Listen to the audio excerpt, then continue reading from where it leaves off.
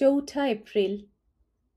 আমরা যখন সকল কাজ করিবার আগে অন্তর্দেবতার সঙ্গে পরামর্শ করি, তখন সত্যই তাঁহার বাণী শুনি এবং তাঁহার আবির্ভাব দেখিতে পাই। হৃদয় গভীরে মোর গুহ্য এক অপূর্ব সুন্দর সে গুহা, শান্ত, আগ্রহ আর প্রতীক্ষায় প্রস্তুত। দেখিলাম যেন সে সুদূর, মোদের সকল কলুষতার বাহির। এবে আমি আছি বসে তোমারই সকাশে, প্রাণ করি অখণ্ড শান্তি সুধা।